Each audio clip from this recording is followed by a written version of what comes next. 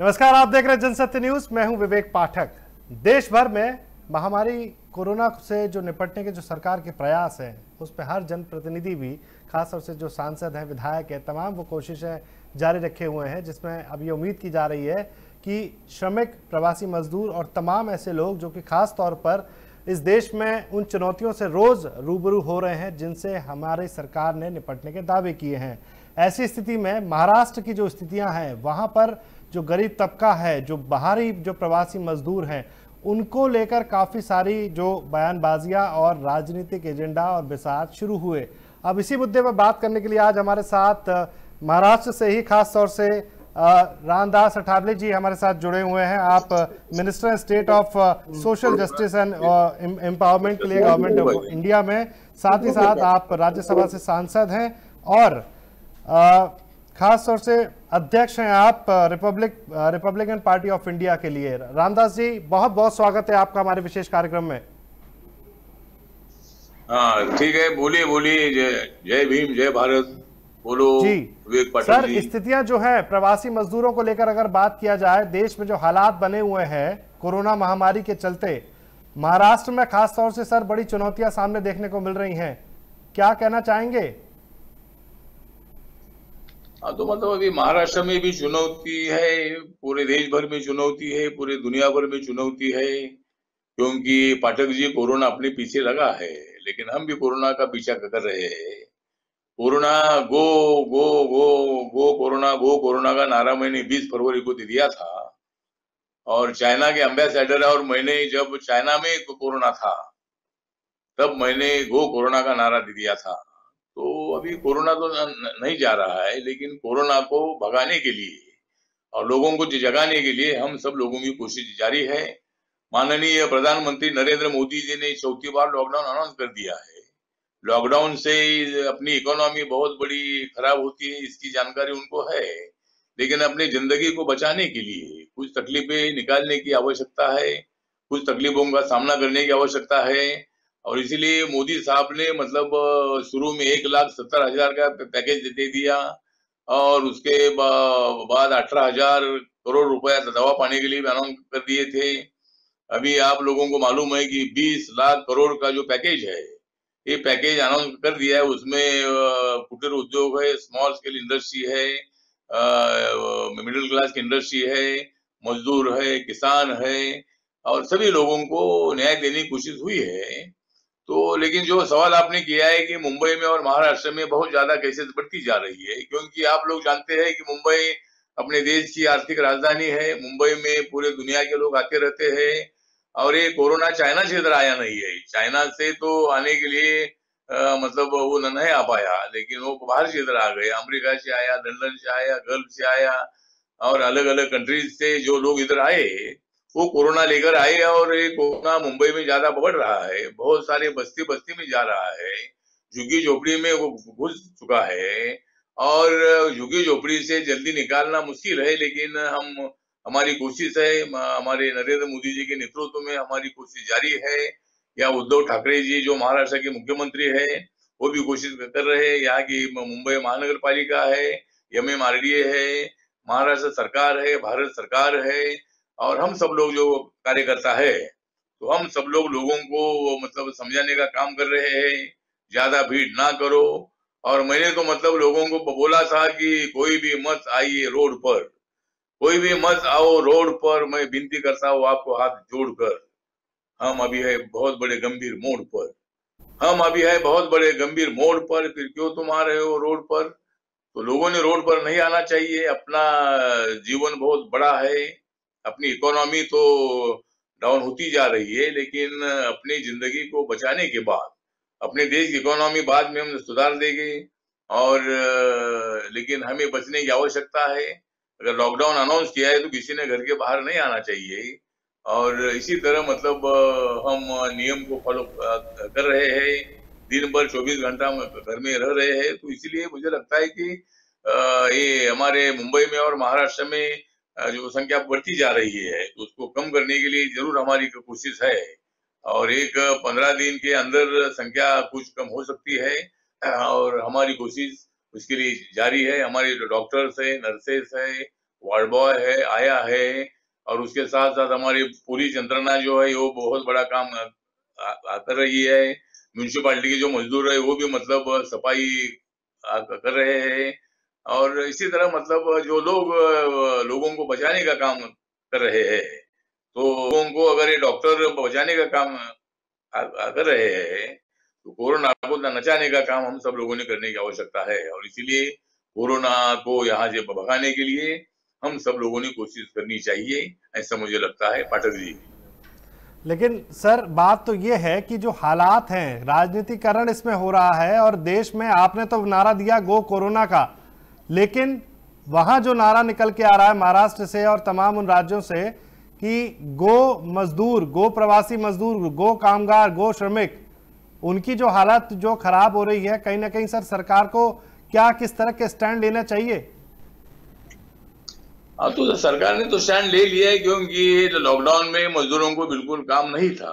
पूरे मॉल बंद थे, होटल बंद थे, और मतलब पूरे फैक्ट्रीज बंद थी, और हर जगह पर मतलब पूरा बैन था। तो उससे मतलब रोजी रोटी कमाने वाले भी बहुत सारे लोग थे, बिल्डिंग पर काम करने वाले भी मजदूर थे, कॉन्ट्रैक्ट लेबर पर काम करने वाले मजदूर थे, परमानेंट काम करने वाले मजदूर थे। लेकिन ऐसे लोगों की स्थिति ऐसी नहीं थी कि भाई वो उनके पास बहुत बड़ा बैंक में बैलेंस है। तो ये मतलब लॉकडाउन के बाद उनकी स्थिति बहुत खराब हो गई है, और इसीलिए मतलब उनको खाना देने का काम भी चल रहा था, उनको अनाज का किट बांटने का काम भी चल रहा था। मैंने मेरे पार्टी की तरफ से कम मुंबई में 4-5 हजार लोगों को हमने किट बांटे थे, और पूरे देश भर में भी मतलब मेरे पार्टी के कार्यकर्ता जो है नॉर्थ ईस्ट में है, नॉर्थ में है, साउथ में है, हर राज्य में मतलब हमारे कार्यकर्ता भी मतलब लोगों की थोड़ी थोड़ी मदद कर रहे हैं। तो इसी तरह मतलब बहुत सारी एनजीओ ने भी मदद की है, लेकिन मजदूरों की स्थिति ऐसी थी कि 10 बाय 10 के मकान में 8-8 10-10 लोग रहते थे, तो उनको बाहर जाने का मौका नहीं था। घर में बैठकर मतलब वो काफी परेशान थे। सभी लोगों को जितना खाना चाहिए उतना भी शायद नहीं मिलता था। तो इसीलिए मजदूर सोच रहे थे कि भाई अपने गांव में जाना चाहिए, और इसीलिए मतलब बहुत दिन से उनकी मांग थी। तो आखिर कामगारों का, मजदूरों का जो हिस्सा है उसको ध्यान में रखते हुए सरकार ने जो श्रमिक ट्रेन है वो जो शुरू की है, जी। और विदाउट मतलब उनको ना लेते हुए सभी मजदूरों को मतलब उत्तर प्रदेश हो, बिहार हो, राजस्थान हो, मध्य प्रदेश हो, झारखंड हो, छत्तीसगढ़ हो, या जगह जगह पर उनको इधर साउथ इंडिया में मतलब आंध्र प्रदेश हो, तेलंगाना हो, तमिलनाडु हो, या मतलब कर्नाटका हो, तो सभी राज्यों में मतलब मजदूरों को छोड़ने का काम किया है।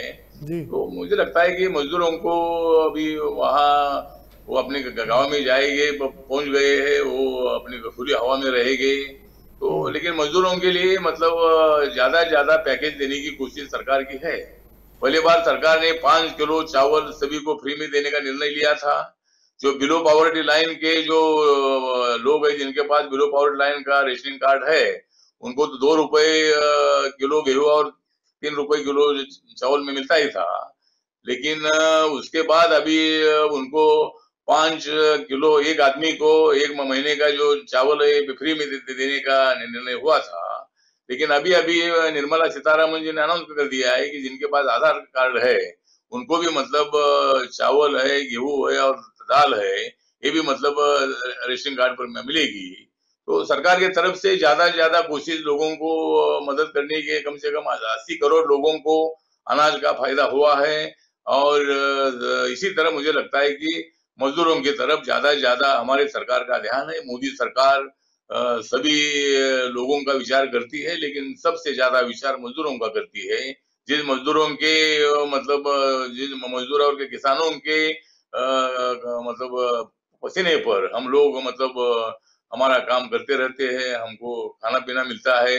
इसीलिए मुझे लगता है कि इसी तरह का काम चल रहा है। तो मजदूरों के लिए ज्यादा मदद करने की सरकार की कोशिश है, और सभी केंद्र सरकार ने और राज्य सरकारों ने भी मतलब सभी मजदूरों को अपने अपने गांव पहुंचाने का काम किया है। बीच में कुछ एक्सीडेंट भी हो रहे हैं, एक्सीडेंट में भी कई लोग मर चुके हैं, तो उनके लिए भी मतलब मेरी सूचना है कि उनके फैमिली को 25-25 लाख रुपए मिलना चाहिए। और जिस राज्य के मजदूर है और जिस राज्य से वो आए थे, वहीं से दोनों सरकारों ने मिलकर मुझे लगता है कि उनके फैमिली को 25-25 लाख रुपए मदद मिलनी चाहिए, ऐसा मुझे लगता है। पाठक जी, ये तो बहुत बढ़िया बात है सर, जब आप कह रहे हैं मदद की।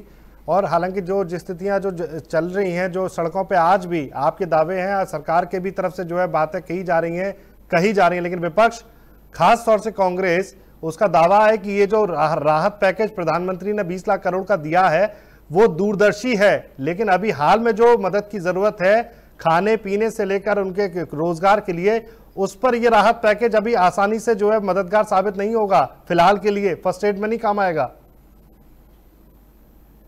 नहीं, मुझे लगता है कि अभी कांग्रेस पार्टी के लोग टीका टिप्पणी कर रहे हैं। इस वक्त मतलब ऐसी टीका टिप्पणी नहीं करनी चाहिए, क्योंकि अभी 20 लाख करोड़ का पैकेज देने के बाद मतलब टीका टिप्पणी करना ठीक नहीं है। अभी बीच में आदरणीय सोनिया गांधी जी ने बोला था कि भाई जो मजदूर है उसको अपने गांव में जाने के टिकट के पैसे हम देंगे। तो मैंने बोला था कि आदरणीय सोनिया गांधी जी को ये पैसा देने की जरूरी नहीं है, केंद्र सरकार और राज्य सरकार उसके लिए कैपेबल है। और उन्होंने दोनों ने निर्णय लिया है कि मजदूरों के तरफ से पैसा नहीं लेगी, उनको फ्री में सोशल डिस्टिंक्शन को ध्यान में रखते हुए उनके गांव को पहुंचाएगी। उसी तरह मतलब लगातार अभी 8-10-12 दिनों में काफी लाखों जो मजदूर है वो अपने अपने गांव पर पहुंच चुके हैं। तो मुझे लगता है कि मैंने बोला था कि भाई अगर कांग्रेस को चिंता है तो वो कांग्रेस पार्टी ने मतलब वो जो टिकट के लिए पैसा देने की जरूरी नहीं है, लेकिन अगर उनके पार्टी के पास पैसा है तो उन्होंने लोगों को खाने पीने का किट देना चाहिए। तो इसी तरह मुझे लगता है कि टीका टिप्पणी की जरूरी नहीं है। नरेंद्र मोदी जी को साथ देने की इस वक्त आवश्यकता है। यहाँ सत्ताधारी और अपोजिशन एक होना चाहिए, यहाँ एक मन से काम करने की आवश्यकता है। यहाँ खाली हर बात पर टीका टिप्पणी करना ठीक नहीं होता है। लेकिन अभी कांग्रेस पार्टी को आदत है कि अभी सत्ता उनकी जो चली गई है, 6 साल से सत्ता जाने से वो कांग्रेस पार्टी अस्वस्थ है। और नरेंद्र मोदी जी के नेतृत्व इतना मजबूत है कि वो यहाँ से जल्दी हिल जाएगा, ऐसा उनको लगता नहीं है। इसीलिए हर बात पर टीका टिप्पणी करने की कोशिश होती है। राहुल गांधी जी हर बार नरेंद्र मोदी जी पर अटैक करते हैं और उस अटैक का उसको कोई फायदा होता नहीं है, उसका नेगेटिव अर्थ लोगों के मन में जाता है और लोग और भी ज्यादा नरेंद्र मोदी जी को पसंद करते हैं। जिस तरह 2019 लोकसभा के चुनाव में आपने देखा है कि मतलब जो बीजेपी थी, तो बीजेपी मतलब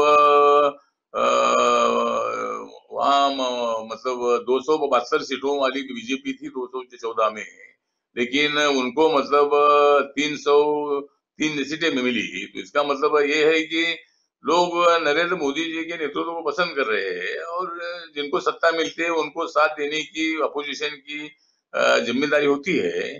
लेकिन अपना अपोजिशन जो है, ये अपोजिशन बहुत बड़ा दुखी है।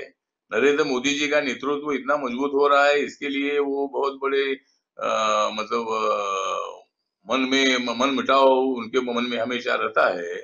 तो ठीक बात है, जो टीका टिप्पणी करते रहे, लेकिन हम हमारा काम करते रहेंगे। सरकार के पास जितना पैसा है वो लोगों का पैसा है और टप्पे टप्पे से उनको पैसा देने की जिम्मेदारी मोदी सरकार की है। और वो 20 लाख रुपए का जो डिस्ट्रीब्यूशन है, ये पैसा है, ये निर्मला सीतारमन जी ने सभी देश को बताया है। तो और भी आगे और भी कुछ करना होगा तो उसके लिए भी सरकार प्रयत्न करेगी। लेकिन पाठक जी, ये कोरोना जल्दी से जाएगा नहीं। ये कोरोना का पीछा हमें बहुत ताकत से करने की आवश्यकता है, आपस में झगड़ने की बिल्कुल बात नहीं है। और इसीलिए मुझे लगता है कि लॉकडाउन इसलिए बढ़ाया गया कि लोगों की जान को बचाने की आवश्यकता थी और जी इसीलिए नरेंद्र मोदी जी को लॉकडाउन बढ़ाने का निर्णय लेना पड़ा। इसलिए बहुत सारे लोग घर में रहते हैं, कुछ लोग जो बाहर घूमते हैं, ऐसे लोगों को इसका प्रादुर्भाव हुआ है। तो मुझे लगता है कि हम सब लोग मिलकर आगे बढ़ेंगे।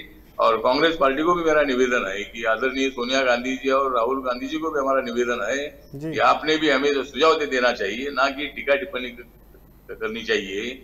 आप भी सत्ता में कई साल रहे तो आपको भी अनुभव है कि भाई सत्ता चलाने के लिए क्या करना पड़ता है। इसलिए नरेंद्र मोदी जी जितना भी हो सकता है उतना कर रहे हैं, उनको सपोर्ट देने की आवश्यकता है। और इसीलिए मुझे लगता है कि हम सब लोगों ने मिलकर आगे बढ़ना चाहिए। पाठक जी। सर, अच्छी बात है आपका जो प्रयास है, आपकी जो सोच है। मुझे लगता है कि कोविड-19 से निपटने के लिए और इस महामारी को चुनौती देकर उसको परास्त करने के लिए ज़रूरी है कि साथ में जो है मिलकर काम किया जाए। मेरा कहना है कि जो आपके जो पुराने सहयोगी हैं, जो शिवसेना है, वो अब कांग्रेस के साथ मिलकर सरकार चला रही है, वहां पर एनसीपी के साथ मिलकर सरकार चला रही है, और वही सरकार, उद्धव सरकार, अब केंद्र सरकार के ऊपर निशाना लगाने से बाज नहीं आ रही है। चाहे वो श्रमिकों के माइग्रेशन की बात की जाए या फिर वहां पर उनके लिए राशन का जो कोटा है उसको लेकर जो है जो सवाल उठाने से बाज नहीं आ रही है सरकार, उद्धव ठाकरे की सरकार। ऐसी स्थिति में क्या कहना चाहेंगे उनके लिए? नहीं, अभी उद्धव ठाकरे जी की सरकार है। सरकार केंद्र सरकार का सहयोग दे रही है और केंद्र सरकार भी, मोदी सरकार भी उद्धव ठाकरे जी को पूरा सहयोग दे रही है, क्योंकि यहाँ ज्यादा केसेस है और मैक्सिमम महाराष्ट्र को मदद करने की कोशिश हमारी सरकार की है। हमारी सरकार के लोग ऐसा नहीं मानते हैं। उनका कहना है कि केंद्र उनके साथ पक्षपात कर रही है, इसी वजह से जो दिक्कतें ज्यादा बढ़ रही हैं। नहीं, मुझे लगता है कि दिक्कतें ज्यादा बढ़ रही है, ये किसी पर आरोप करना ठीक नहीं है, क्योंकि महामारी ऐसी है कि संसर्गजन्य महामारी है और इसीलिए मतलब मुंबई जैसे शहर में बहुत सारे सर पुराने साथी हैं, अरविंद सावंत शिवसेना से सांसद हैं, उन्होंने साफ तौर पे कहा कि भारत सरकार जो है वो पक्षपात कर रही है महाराष्ट्र की जनता के साथ और महाराष्ट्र को सिर्फ चावल पहुंचाए गए राशन में।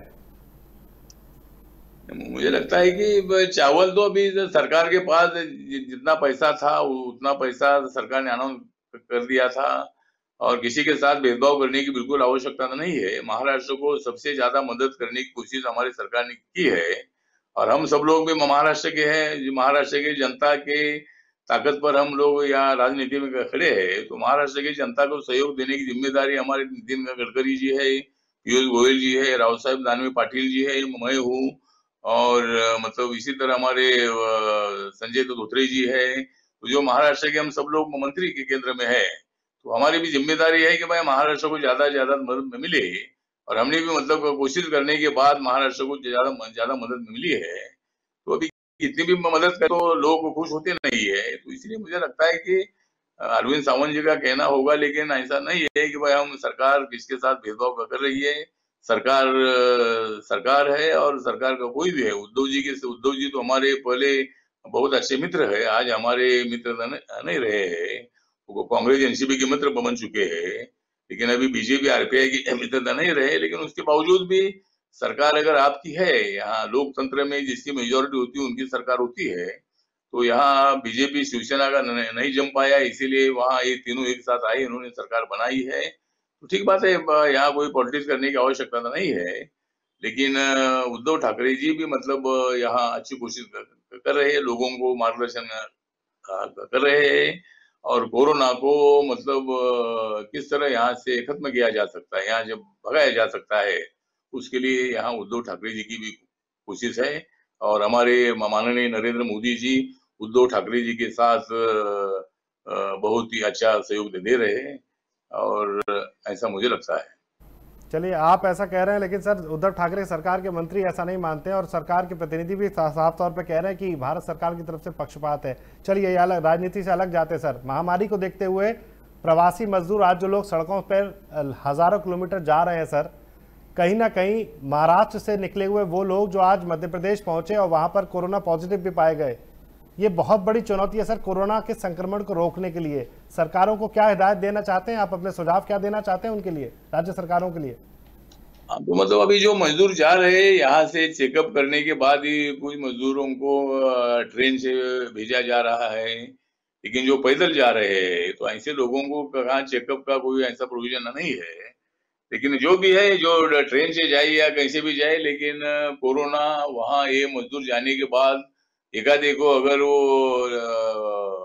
कोरोना पॉजिटिव अगर आएगा तो उसका प्रादुर्भाव वहाँ होता है। तो अभी जो मजदूर उधर अपने अपने जिले में आ रहे हैं, तो जिला प्रशासन ने एक नियमावली बनानी चाहिए और जो भी मतलब मजदूर वहाँ आ रहा है, जो भी आदमी उधर आ रहा है, उसको चेकअप करने की आवश्यकता है, उनको क्वारंटाइन करने की आवश्यकता है और क्वारंटाइन के बगैर उनको अपने घर में नहीं भेजना चाहिए। उसी तरह मुझे लगता है कि प्रशासन को सरकार के आदेश भी है, जो भी बाहर का आदमी आएगा उसको चेकअप करने के बाद उसको अंदर से छोड़ना चाहिए। तो इसी तरह की यंत्रणा हर जिले में खड़ी होनी चाहिए, ऐसा मुझे लगता है। बात तो सर यही है कि जो लोग सड़कों पर चल के पहुंच रहे हैं, पहले तो कष्ट उनके लिए यही है कि उनके पास ना तो खाना है ना ट्रांसपोर्टेशन है जाने के लिए। बड़ी मुश्किल से हजारों मील चलने के बाद वो अपने गंतव्य की तरफ दौड़ते हैं, वहां पहुंचते हैं तो पता चलता है कि कोरोना के संक्रमण ने उन्हें घेर लिया है। बहुत बड़ी चुनौती मानते हैं, आप देखते हैं इसे? हाँ, तो मतलब अभी कोरोना की बहुत बड़ी चुनौती है और लोग अपने अपने गांव जाना चाहते थे, उनको जाने का मौका मिला है। लेकिन बहुत सारे लोगों ने गलती उनकी ये की कि भाई 1000-1200 2000 किलोमीटर बच्चों को लेकर चलकर जाने का निर्णय ठीक नहीं था। उन्होंने यहाँ ये मुंबई में, पुणे में जहाँ भी वो रहते थे, वहाँ उन्होंने सरकार को खाने पीने की मांग करने की आवश्यकता थी, उनको खाना मिल भी रहा था। लेकिन वो लोग इतने अस्वस्थ थे कि वह अपने गांव जाना चाहते थे, तो इसीलिए कुछ लोग अपने बच्चों को लेकर पैदल चलने लगे। अगर 100-200 किलोमीटर की बात होती है तो अलग बात है, लेकिन 1500 2000 किलोमीटर जाने की मतलब उन्होंने कोशिश की, तो उससे भी मतलब कोई मजदूर बीच में मर भी गए एक्सीडेंट में। तो मतलब वो जो टैंकर अपने लॉरी से उत्तर जा रहे प्रदेश में, थे, मध्य ऐसे प्रदेश में, लोगों राजस्थान का में तमाम जगह एक्सीडेंट देखने को मिले हैं। हाँ, मतलब महाराष्ट्र में भी हुई है। औरंगाबाद के पास एक करमाड नाम का स्टेशन है, तो वहां से लोग रेल के पटरी से चलकर जा रहे थे, मध्य प्रदेश जा रहे थे। और मतलब रात होने के बाद वो पटरी पर भी सो गए। और जब अपना जो माल का गाड़ी होती है, वो माल की डिब्बे वाली गाड़ी उधर से आ गई है और उसमें सब लोग कटकर 16 लोगों की मृत्यु हो गई। तो उनके साथ रहने वाले किसी लोगों ने उनको लगा कि ये कोई ट्रेन बंद है, तो यहाँ बाहर रास्ते में जाएंगे तो पुलिस वाले रोकेंगे वगैरह, ऐसा उनको कुछ भावना होगी, तो रेल पटरी पर ही सो गए। तो इसी तरह उनको किसी ने बताने की जरूरत थी। तो महाराष्ट्र में भी ऐसा हादसा हुआ है। अभी उत्तर प्रदेश में जाने वाली एक गाड़ी का एक्सीडेंट हुआ, उसमें 24 लोगों की मृत्यु हो चुकी है। तो ऐसा बीच बीच में हो रहा है। तो मुझे लगता है कि जो मैंने पहले भी बोला कि जिनकी मृत्यु हुई है उनको 25 लाख रुपए मदद मुआवजा मिलने की आवश्यकता है। और उनके नहीं एक की गई सर फैमिली उद्धव के एक सरकार की आदमी तरफ को से? नौकरी देने के संबंध में विचार हो सकता है। इसकी घोषणा नहीं हुई सर, जिसकी आप मुआवजे की बात कर रहे हैं अभी तक? नहीं, घोषणा तो नहीं अभी।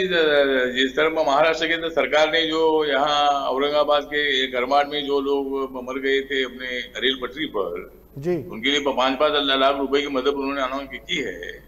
तो मुझे लगता है कि वो मध्य प्रदेश के थे, तो और भी थोड़ा सा पैसा बढ़ाकर अगर 25 लाख रुपए मिलता है तो फैमिली के लिए एक अच्छी मदद हो सकती है। कोई धंधा पानी भी शुरू करने के लिए उनकी बीवी को, उनको बच्चों को कोई अच्छी कोशिश हो सकती है।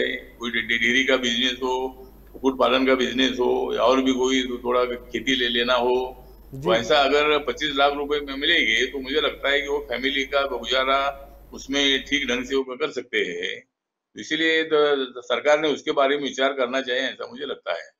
सर लेकिन सबसे बड़ा सवाल ये उठता है कि जो प्रवासी मजदूर है, कामगार है, श्रमिक है, आज वो कि इतनी बड़ी कोरोना के महामारी के चुनौती से भी वो जूझने के लिए तैयार हो गया। आखिरकार सरकार के ऊपर जो सरकार के प्रतिनिधि हैं, प्रशासन है, वो कहीं ना कहीं मजदूरों के बीच में अपना विश्वास कायम रखने में असफल रही। इसी वजह से श्रमिकों को और जो मजदूर, प्रवासी मजदूर, उनको एक जगह रोकने में असमर्थ रही। क्या इसका कारण माना जाए? मुझे लगता है कि मजदूरों का विश्वास संपादन करने में हम लोग मतलब सफल हुए नहीं, ऐसा नहीं है। लेकिन अभी वातावरण ऐसा था कि एक बाजू में मतलब ये समस्या मजदूरों की हमारे सामने थी, लेकिन दूसरे सामने उनकी जिंदगी बचाने का भी सवाल हमारे सामने था। तो इसीलिए मतलब लॉकडाउन का जो निर्णय है, लॉकडाउन का निर्णय सरकार को लेना पड़ा। अगर मुंबई में लोकल चालू होती थी तो अभी मतलब हमारे महाराष्ट्र में अभी तक मतलब 33,000 से ज्यादा लोगों की तो संख्या अभी महाराष्ट्र में है। अपने देश भर में 95,000 के ऊपर संख्या गई है, मतलब 1 लाख तक पहुंच रही है। तो इसी तरह मतलब ये संख्या बढ़ती जा रही है। तो इसलिए सरकार को ये सभी लोग, इसमें कुछ लोग नाराज भी है, लेकिन अभी नाराजगी के लिए हम मतलब सरकार का विचार ये था कि भाई अपनी जिंदगी बच जाएगी तो बाद में हम हमारी इकोनॉमी डेवलप करेंगे, हम धंधे और भी चालू करेंगे, इंपोर्ट एक्सपोर्ट ज्यादा करेंगे। और इसी तरह मतलब सरकार का विचार था। तो सरकार कोई उनका विश्वास संपादन करने में सफल हुई नहीं, ऐसा बिल्कुल नहीं है। लेकिन लोगों को ये लगता था कि भाई हमें गाँव जाना है, हमें गाँव जाना है, हम अब पैसा रहेंगे, यहाँ मजदूरी नहीं है, पैसा नहीं है। तो एक स्थिति थी, लेकिन बहुत सारे संस्थाओं ने मतलब मदद की है और लोग करते भी रहे थे। लेकिन लोग चाहते थे कि भाई हमें गांव जाना चाहिए, तो सरकार ने उसके लिए परमिशन दी और प्रवासी ट्रेन शुरू की। तो लाखों लोगों को अपने घर जाने का मौका मिला है। तो इसी तरह कोई सरकार मजदूरों का विश्वास संपादन करने में सरकार को सफलता मिली नहीं, ऐसा बिल्कुल नहीं है। अभी बहुत सारे मजदूर खुश है कि भाई सरकार ने हमको हमारे गांव पे भेजा है, इसलिए मजदूरों के साथ हम लोग है। और अभी जो पैकेज अनाउंस हुआ है, जो निर्मला सीतारामन जी ने अनाउंस किया है, उसमें मजदूरों को ज्यादा से ज्यादा मदद करने की उसमें प्रावधान है। तो ये जानकारी सरकार की तरफ से दी गई है निर्मला सीतारामन जी ने। चलिए सर, अब चूंकि समय का अभाव है, चलते चलते सर मैं यही आपसे गुजारिश करूंगा, जनसत्य न्यूज को जो लोग देख रहे हैं सर, पूरे देशवासियों के लिए जनसत्य न्यूज की प्लेटफॉर्म से आप सर क्या अपनी बात रखना चाहेंगे? नहीं, मैं इतना ही बताना चाहता हूं कि आप बिल्कुल अभी मत रोना, आप अभी बिल्कुल मत रोना, बहुत ही जल्द चला जाएगा यहाँ से कोरोना। बहुत बढ़िया। कोरोना से मत डरोना, कोरोना से मत डरोना, कोरोना से मत हरोना। तो कोरोना को हराने के लिए, कोरोना को डराने के लिए, कोरोना को भगाने के लिए, जनता को जगाने के लिए हम सब लोगों ने कोशिश करने की आवश्यकता है। जो लॉकडाउन के नियम है उसको हमने ध्यान में रखना चाहिए। अपने घर के बाहर बिल्कुल ज्यादा नहीं आना चाहिए, भीड़ भाड़ नहीं करनी चाहिए।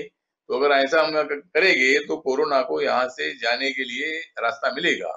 कोरोना को यहाँ से जाने के लिए रास्ता नहीं देंगे तो फिर वो यहाँ ही अपने बीच में और भी बढ़ता जाएगा। इसलिए कोरोना को यहाँ से जाने का रास्ता निकालना चाहिए। और मुझे लगता है कि हम अगर ठीक ढंग से रहेंगे, लॉकडाउन का पालन अगर करते रहेंगे, तो कोरोना यहाँ से बहुत ही जल्द चला जाएगा और हमारा लॉकडाउन खत्म हो जाएगा। हमें हमारा जो रोजगार है, रोजगार हमको मिलेगा।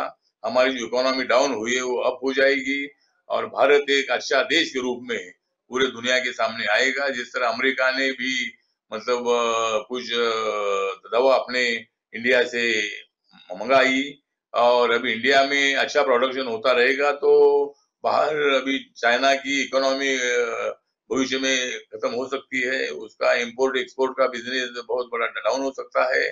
तो अभी स्वदेशी का जो नारा है नरेंद्र मोदी जी ने दिया है अपने देश में, जिस तरह अंग्रेज थे, अंग्रेजों के टाइम पर, महात्मा गांधी जी के टाइम पर मतलब स्वदेशी का नारा दिया था, तो उसी तरह अभी भी मतलब नरेंद्र मोदी जी ने स्वदेशी का नारा दिया है। तो ज्यादा से ज्यादा प्रोडक्शन अपने देश में करके, ज्यादा से ज्यादा मजदूरों को रोजगार देकर अपनी इकोनॉमी का जो जीडीपी है वो अच्छा बढ़ाने के लिए हम सब लोग मिलकर आगे बढ़ सकते हैं। और इसीलिए मेरा संदेश यही है कि कोरोना को यहाँ से मतलब कोरोना को यहाँ से अपने को ये करना है। और कोरोना ने सारे दुनिया को दगा दिया है, कोरोना ने सारे दुनिया को दगा दिया है और हम सब लोगों ने जगह जगह से कोरोना को भगा दिया है। बहुत बढ़िया। नरेंद्र मोदी जी ने सारे देश को जगा दिया है, नरेंद्र मोदी जी ने सारे देश को जगा दिया है और कोरोना ने सारे डॉक्टर्स को और सभी स्टाफ को काम पे लगा दिया है। तो इसी तरह कोरोना का सामना करने के लिए हम सब लोग ताकत से खड़े हैं और सबको मैं आह्वान करना चाहता हूं कि चलो आइए हम सब लोग मिलकर कोरोना का सामना करते हैं, कोरोना को यहाँ से भगाते हैं, उसको यहाँ से खत्म करते हैं और हम सब लोग मिलकर आगे बढ़ेंगे। यही मैं सभी देशवासियों को मैं निवेदन करना चाहता हूँ। जय भीम, जय भारत। बहुत बहुत शुक्रिया रामदास जी, बहुत बहुत शुक्रिया सर, आपने आज जनसत्य न्यूज़ पे समय दिया, बात रखी और कहीं ना कहीं आपका जिस तरह से कहना है, मानना है कि जो स्थितियां हैं कोरोना से निपटने के लिए, उसके लिए देश के चाहे वो पक्ष हो या विपक्ष हो, सरकार हो या विपक्ष में बैठी कोई भी पार्टी हो, लेकिन सबसे बड़ी ज़रूरत है इस वक्त कंधे से कंधा मिलाकर उनके लिए काम करने की, देश के अंदर से जो है कोरोना को हराने की। उसके लिए ज़रूरत यही है कि सकारात्मक सोच के साथ आपको इस लड़ाई में कूदना होगा, बयानबाजियों से दूर आपको जनता के हितों को सोचना होगा और उसको ज़मीन तक उतारना होगा। आज इस विशेष प्रस्तुति में इतना ही। अगर आपको हमारी ये विशेष पेशकश पसंद आई हो तो आप इसे लाइक और शेयर करना ना भूलिएगा। साथ ही साथ आप अगर जनसत्य न्यूज़ के हर अपडेट से जुड़ना चाहते हैं, जानना चाहते हैं, तो आप हमें फेसबुक पर लाइक और फॉलो ज़रूर कीजिए और जनसत्य न्यूज़ को आप यूट्यूब पर भी सब्सक्राइब कर सकते हैं। तब तक के लिए जुड़े रहिए जनसत्य न्यूज़ के साथ। मुझे दीजिए इजाज़त। नमस्कार।